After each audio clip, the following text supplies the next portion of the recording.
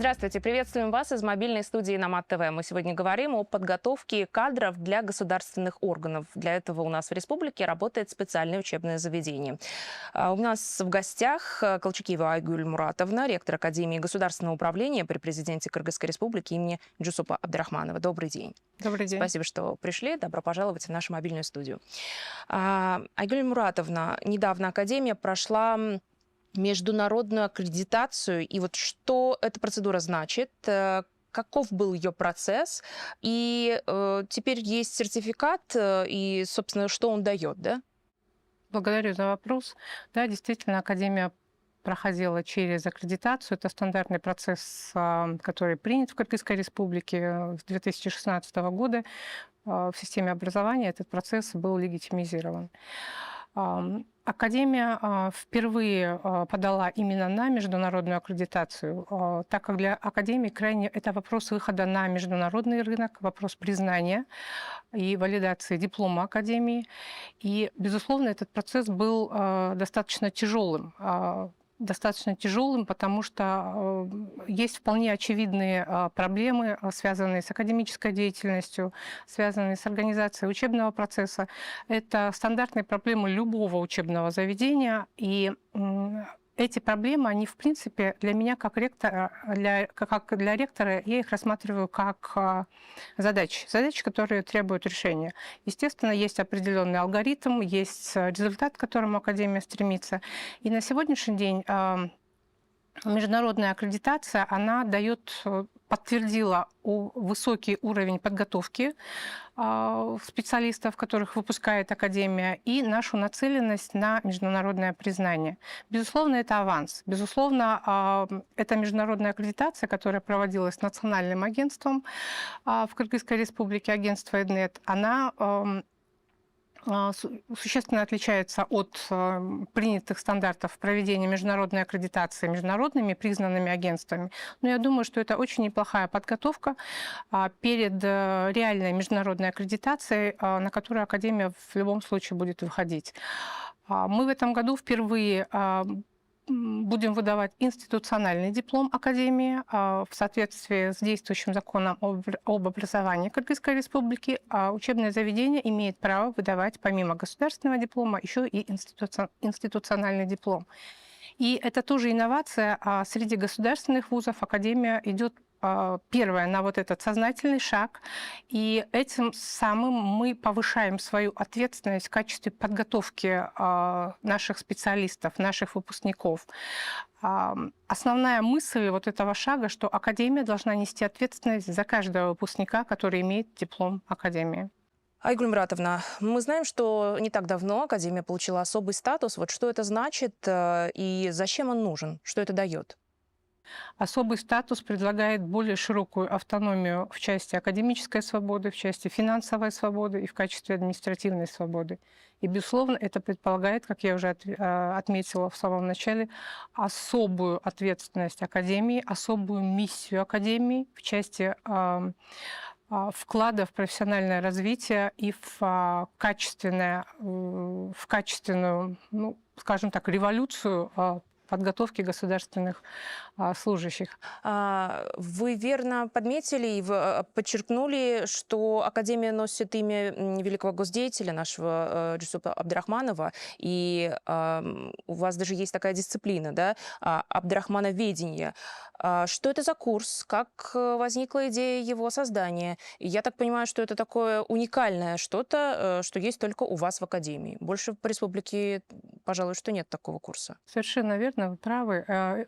Курс Абдрахмановедения – это предмет особой гордости Академии государственного управления и меня как ректора Академии. На данный момент времени Академия получила патент, и это действительно подтверждает абсолютную инновационность и новизну данного курса. На сегодняшний день Джусуп Абдрахманов, фигура Джусупа Абдрахманова, как одного из отцов-основателей кыргызской государственности, она требует глубокого изучения. Не секрет, что до сих пор все, что связано с Джусупом Абдрахмановым, и Шаналы Арабаевым, и нашими отцами-основателями, в принципе, эта информация носила такой фрагментарный характер. В этом плане очень большая заслуга и большая признательность президенту Кыргызской республики, уважаемому Садыру Нуркоджоевичу Джапарову, который в 2021 году, в канун 120-летнего юбилея Джусупа Абдрахманова, передал подлинник дневника Джусупа Абдрахманова в исторический музей Кыргызстана. И очень хороший вопрос, в чем уникальность этого курса. Джусуп Абдрахманов на сегодняшний день великолепная ролевая модель того, каким должен быть государственный служащий. Это человек, который работал, стоял у истоков создания кыргызской государственности. Это человек, который создал Кыргызскую автономную область. Очень большой вклад он внес в период голода, да, это вот 30-е годы, да, когда именно ему принадлежит лидерство в части того, что он отстоял, написав свою знаменитую записку и обращение к Сталину, и отстоял необходимость оставить зерно и выступил против плана по хлебозаготовкам Иосифа Сталина.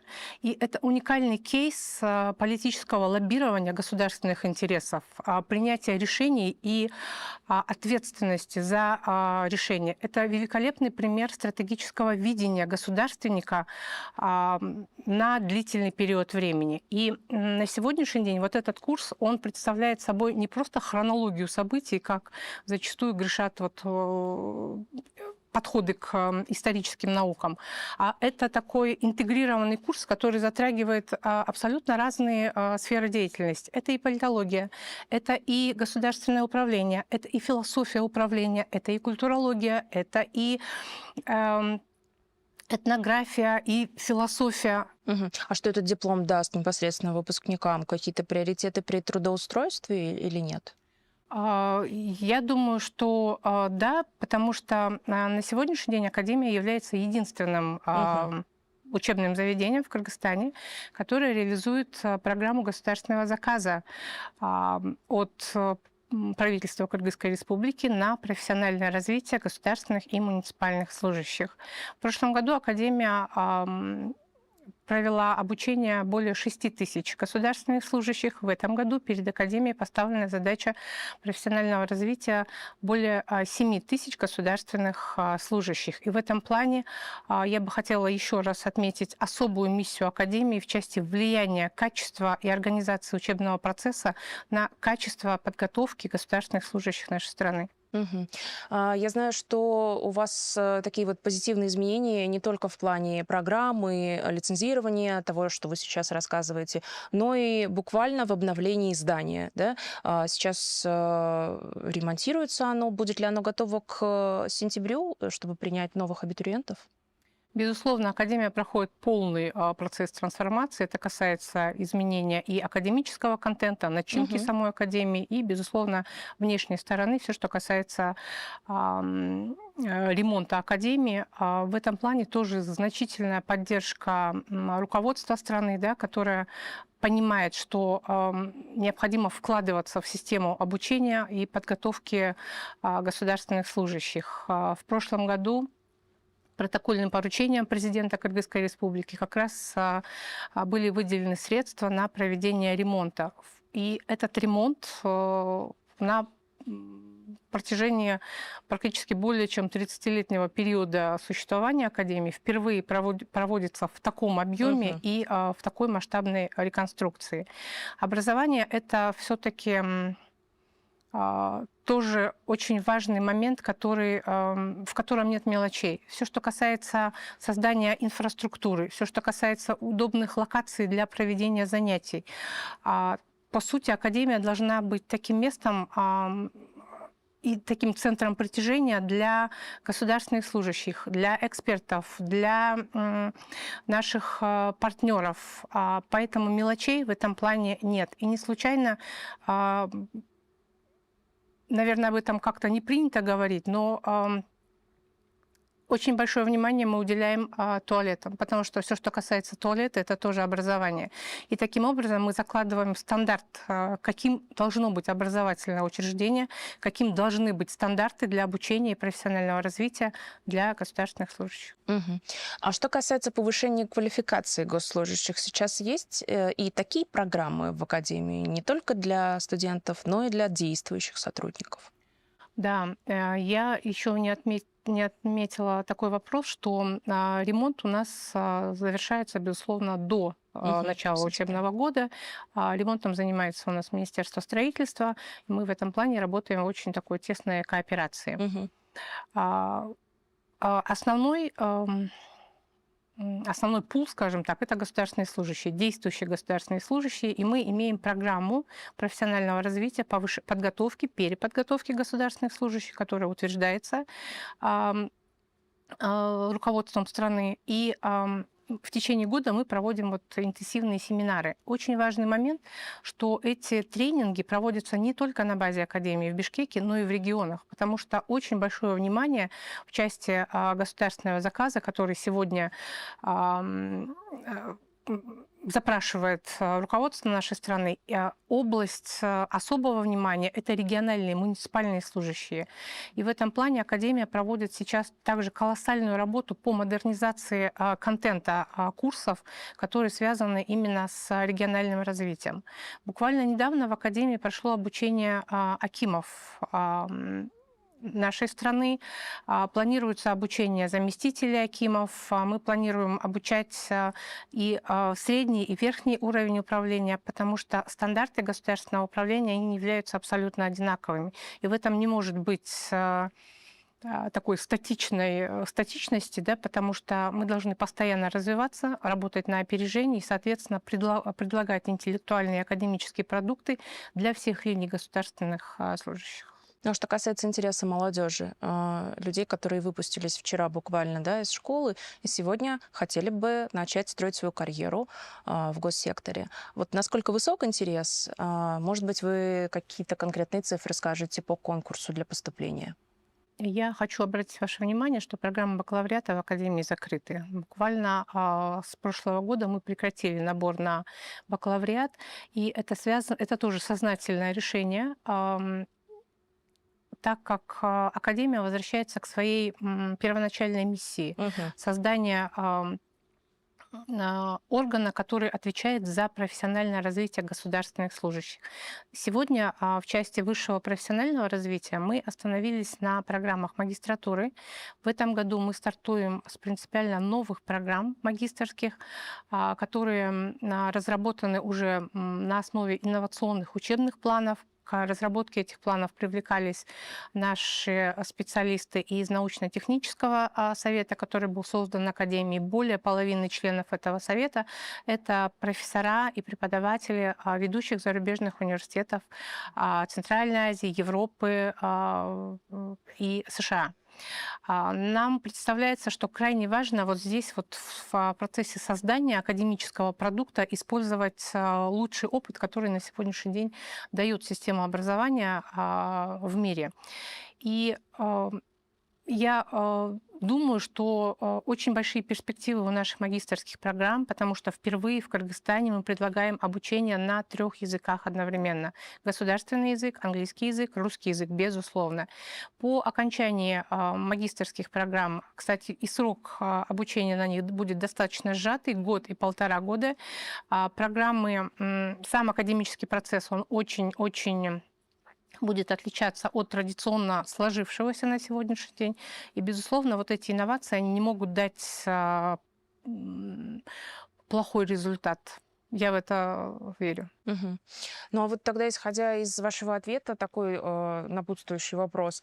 Если ваши студенты, по сути, это уже действующие сотрудники госслужбы, вот вы верно подметили, что это акимы, замакимы и так далее, По сути, это уже взрослые состоявшиеся люди. Сложно ли взаимодействовать с ними? Потому что когда приходит молодежь, вчерашние школьники, они открыты к знаниям, они как губка впитывают все.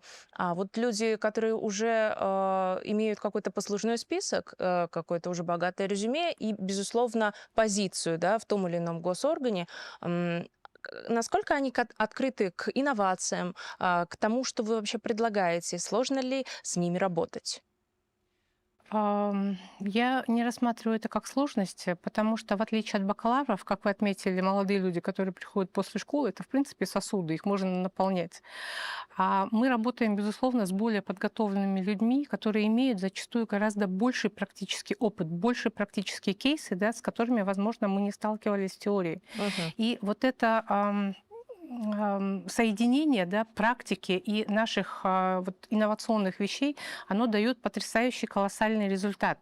В том плане, что наши слушатели, государственные служащие, муниципальные служащие на сегодняшний день, у них очень большой дефицит именно Мгм. в обновлении своих академических знаний, в обновлении практических кейсов и рекомендаций, которые помогают им совершенно по-другому взглянуть на свою работу. Это вещи, которые связаны со стратегическим планированием, вещи, которые связаны с мастер-планированием территорий. То есть на сегодняшний день вот это синергия, она позволяет на площадке Академии государственного управления создавать вот это удивительное комьюнити, да, в котором объединяется практический опыт, академический опыт Академии и стремление к инновациям. Безусловно, это все под очень важной рамкой государственной службы, как привилегии, как единственного важного способа принести пользу своей стране. Об этом не принято говорить. Почему-то мы иногда, когда мы говорим о патриотизме, о том, что необходимо служить своей стране, приносить пользу, мы иногда стесняемся про это говорить. Но, тем не менее, это основная вещь, которая лежит в системе государственной службы.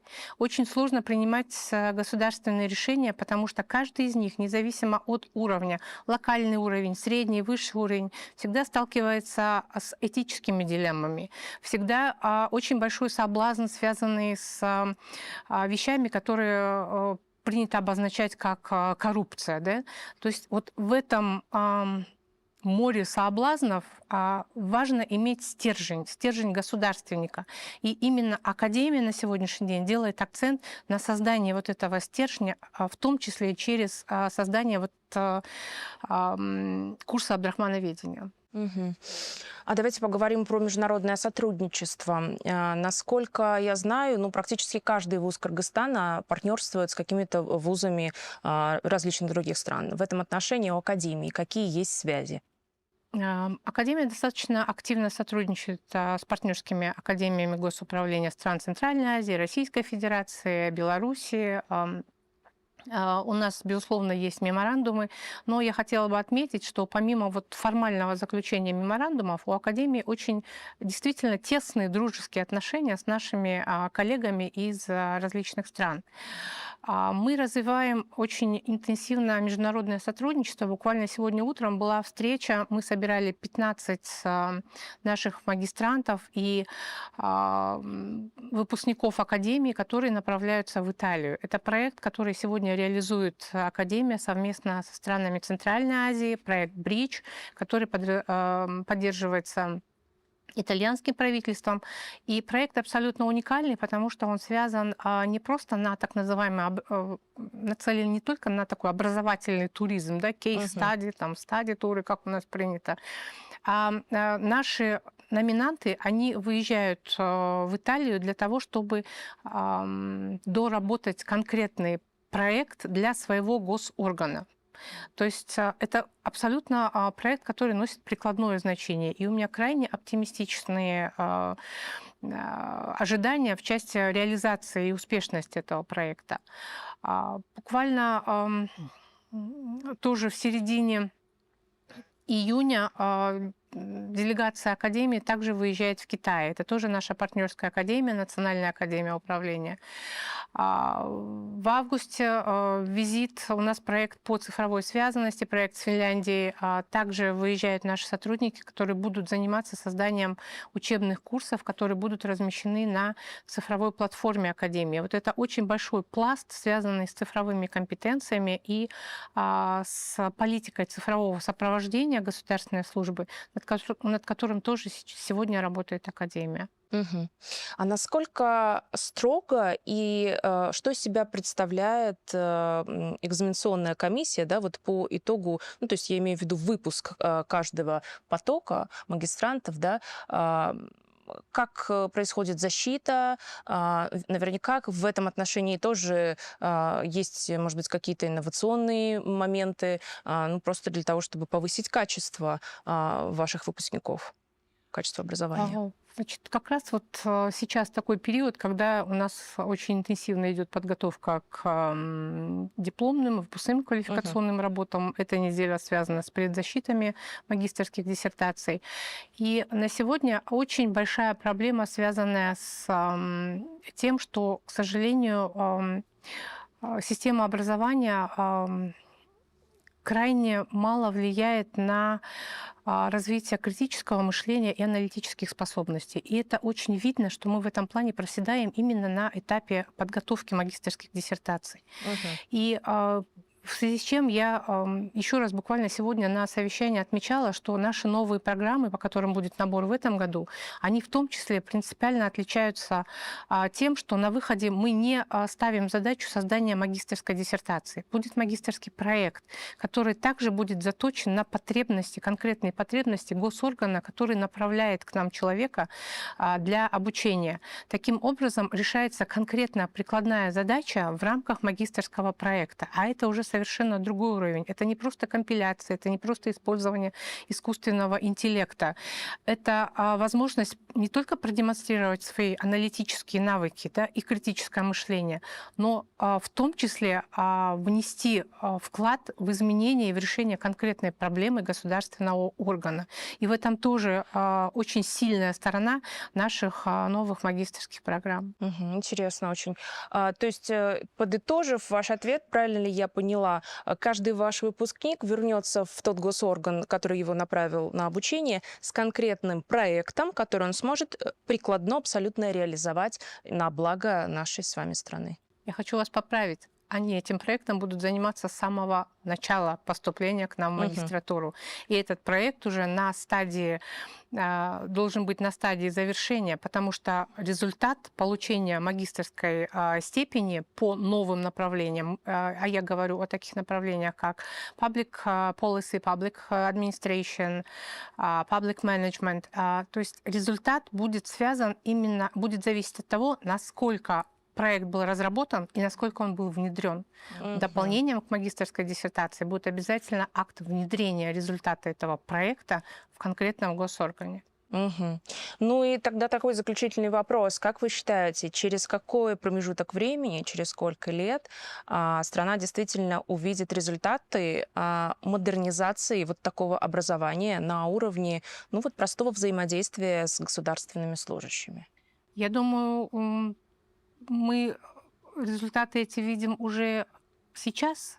Есть вот такие звоночки. Мне очень приятно, когда приходят бывшие выпускники на те же самые курсы повышения квалификации, когда приходят государственные служащие, которые были уже в академии, и они чувствуют вот эти изменения, они отмечают, да, что изменились курсы, меняется методика, меняется сама академия, меняется атмосфера и органика Академии государственного управления. И Академия государственного управления на сегодня действительно превращается в очень высокий орган, высокого порядка, который, проходя процесс трансформации, влияет на трансформацию каждого, кто переступает ее порог. Ну и, соответственно, нашего с вами государства, да, Конечно. нашей страны.